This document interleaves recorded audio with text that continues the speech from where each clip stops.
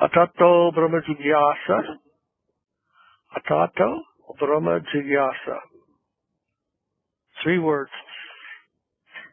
Does anyone know where that comes from? Athāto. Vedānta-sūtra, Maharaj. From where?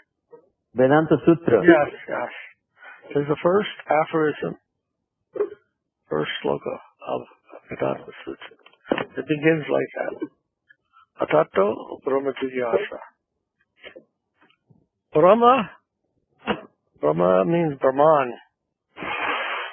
Brahman, and Brahman means spirit. Now, the Mayavadis say Brahman means consciousness. I don't think everything is like that.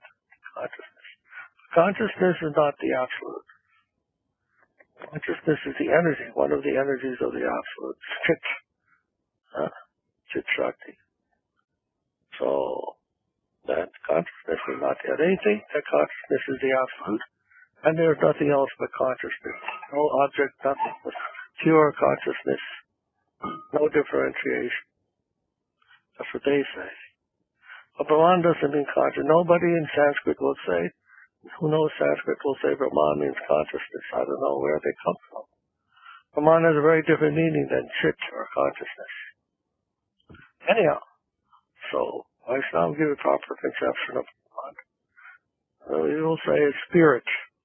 Spirit will be more appropriate for that term than consciousness.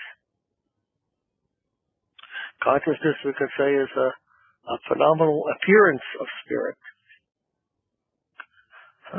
Consciousness is the symptom of spirit. Prabhupada used to tell us that. Consciousness is a symptom of spirit, of the soul.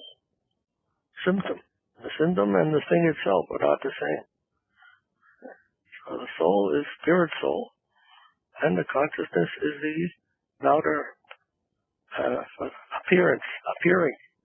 How spirit appears to us in different levels of consciousness, different forms, shapes of consciousness. The consciousness of an animal, consciousness of a squirrel, consciousness of a plant, consciousness of a human being.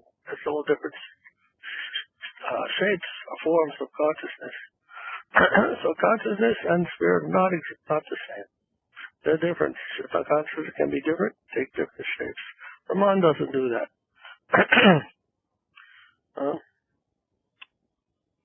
Man is spirit, the same in all. Brahma Bhuta Prasadana. Then, so Brahman is mentioned here. Athāto Brahma. Brahma means Brahman. Jijñāsā. Jijñāsā is jigya. Ya means know, inquire, knowledge, gyan. When we say gyan, we spoke about knowledge or cognition. So jijñāsā means actually to inquire about Brahman. Brahma jijñāsā means to make inquiry about Brahman. And you'll find on the original Bhakti-Vedanta Institute logo, Sripad Maharaja shows this sloka. Athāto brahma jijñāsā, to put on the logo. They wanted to put that on the logo. Athāto brahma jijñāsā. So brahma jijñāsā. This is a scientific inquiry into what is spirit, what is Brahman. That is the highest knowledge. That is the highest inquiry. And that is what Vedānta-sūtra is telling. That is, the Vedanta, of course, is the conclusion of all the Upanishads and Vedic literature. So it is telling in the beginning, Athāto brahma jijñāsā, giving very clearly the instruction. Brahma jijñāsā. You must inquire about spirit. Don't worry about economics and politics and this, that, and the other thing, this sacrifice and that duty. None of that is important. Brahma jijñāsā. This we must know. But then that word in the front, Athāto. Some echo is coming from somewhere. I think Kanupriya Didi has to mute. Yeah. Oh, okay. Thank you, Kanupriya Didi. Thank you. So some Athāto is there. That word is very important, very significant, and it has so many meanings. I didn't realize until I came to Sripad Maharaj, and he then mentioned some different meanings of that Athāto. Now, of course, Srila Prabhupada taught us Athāto means now that you are a human being. Now that you are a human being, then you can inquire about other animals, plants, and things like that. They can inquire about spirit soul. They can't make any self-inquiry. They don't inquire about themselves. Well, who am I? What is that? What am I? They don't make that kind of inquiry. Only a human being can try to identify and understand who am I? What am I? They call self-reflection. Most animals, even they look in the mirror, they don't see themselves. They have maybe a reflection in the mirror. They think it's another animal. Now, there are some animals that do know.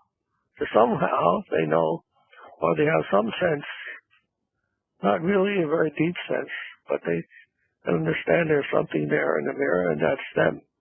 But in a very superficial way.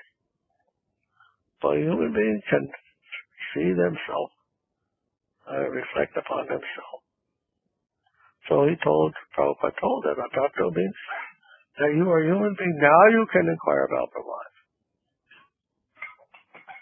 Then I heard that Athāto may mean not only that a human being is a necessary qualification, but you must also have some Vedic knowledge. You also have to have some knowledge of the Upanishads and other things. To be able to understand that there's something more than just yourself as a natural human being. A human being that's different from the animals, but somehow a natural person living in this world, a materialistic person. That there's something special about you that you can reflect upon yourself. But what that self is, you really can't tell if you're still in uneducated stage. Uneducated. You may have so much education about this, that, and the other thing. But if you don't really know what spirit is, you have no idea of those things. This is given in the Upanishads and the other scripture. If you have no idea of Krishna and his energies, consciousness, and all these things, what can you reflect upon? You will think, oh, I am this male, I am this female, I have this kind of tendency or that kind of inclination. I like this or I like that. I want to be rich, I want to be famous. So this kind of reflection is not very valuable. So not enough, in other words, to be just a human being. One must also have the qualification of some knowledge of the scripture. So you can understand what it is to look into, understanding in a more enlightened way what to look for. What are the qualifications? What are the qualities of that inner existence, Athāto? And Athāto means when you have crossed all this karma, gyan, and yoga aspirations, whatever aspirations you may have, when you have crossed beyond all of that, and you come to the enlightened stage of mukti, freedom from all material things, material conditioning, then Athāto at that time, and Athāto, and you can try to look inside and see what am I. But then, when I came to Sripad Maharaj, he told something even more revolutionary.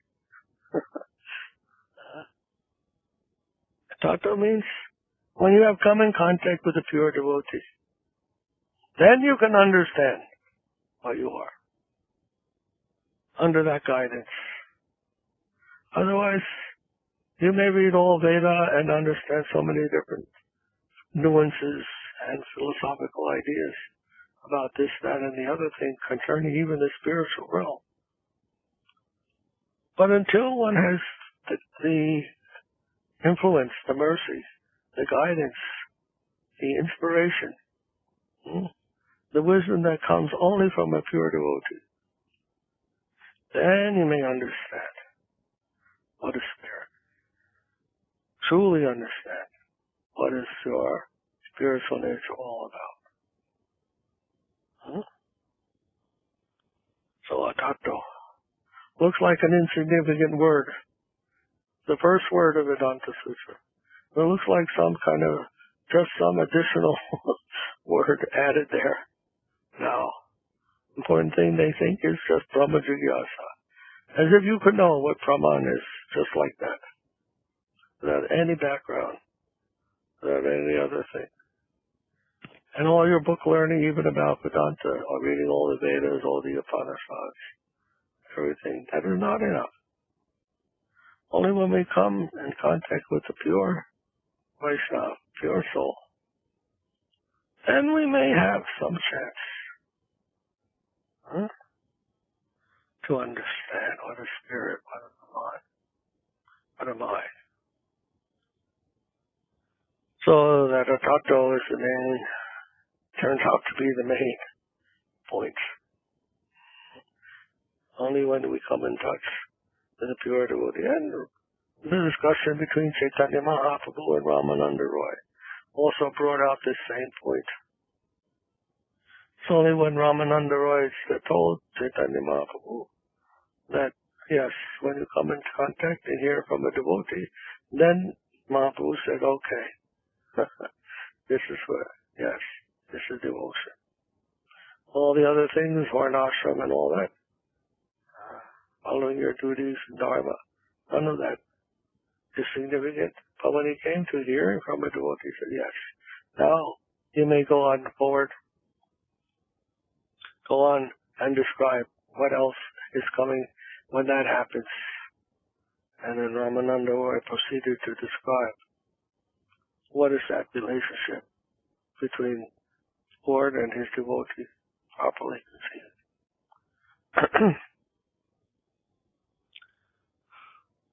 So Athāto brahma jijñāsā. It's only possible, only fruitful, only delivers the highest benefit when we are making that inquiry in the association of the devotees, the pure devotees. The more pure the devotee, the more pure our understanding of that spiritual life will be. That's the criterion. As we sing all these songs, we understand those highest devotees. They always emphasize the importance of the devotee. The lotus feet. The devotee Nityananda Prabhu is also devotee of Krishna. Chaitanya Mahaprabhu. And he is the teacher, the guru, because his love for Krishna is spotless, perfect and complete. His love for Chaitanya Mahaprabhu, and in the form as Balaram, his love for Krishna is complete, perfect. No one can be a greater lover than him except for as Radharani and others of that nature.